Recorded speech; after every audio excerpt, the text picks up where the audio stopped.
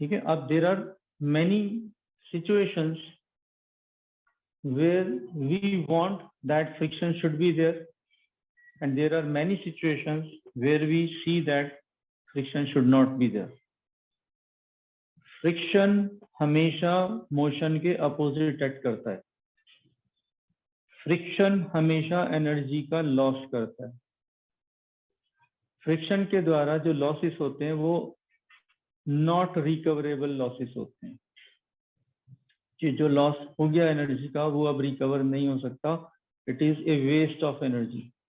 But कई जगह हमें ये चाहिए होता है फ्रिक्शन, और कई जगह नहीं चाहिए होता है। ठीक है। इसका सिंपल सा एग्जांपल है, अगर हम किसी मशीन की बात करें, ठीक है, अब मशीन में अगर फ्रिक्शन है, मशीन फ्री नहीं चल रही है, तो उसमें लॉसेस होंगे। तो this is a net loss. ठीक है।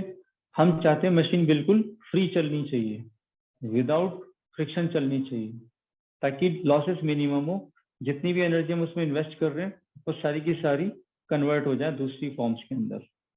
ठीक है।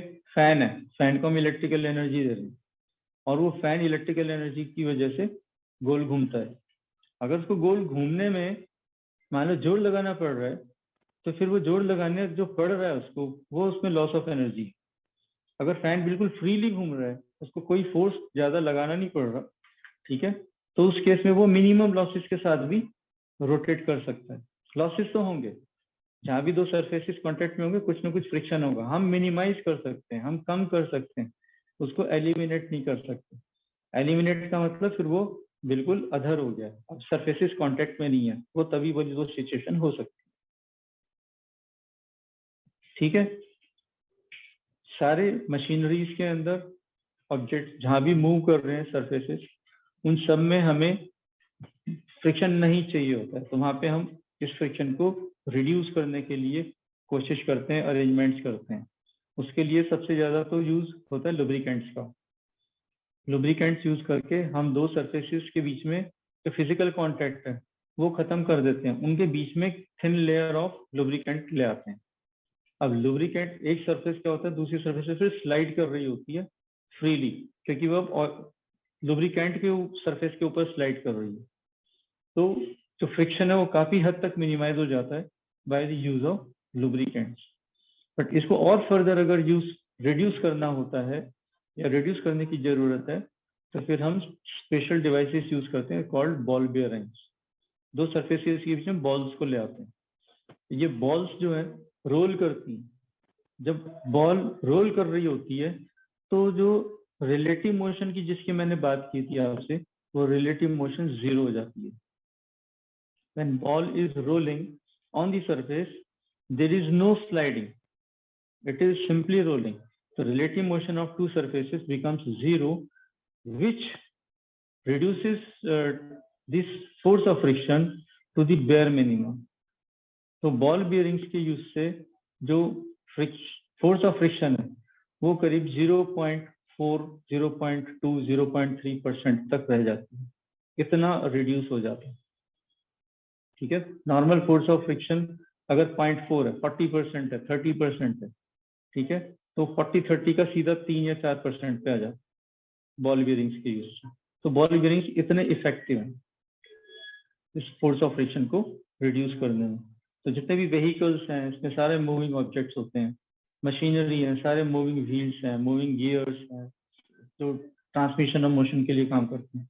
इन सब में बॉल बियरिंग्स का मोस्टली यूज होता है ताकि लॉसेस मिनिमम हो।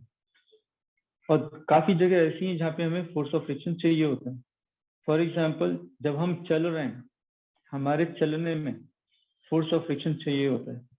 हमारे पैरों में और अर्थ का जो सरफेस है इसके कांटेक्ट, इसके बीच में फोर्स ऑफ फ्रिक्शन चाहिए।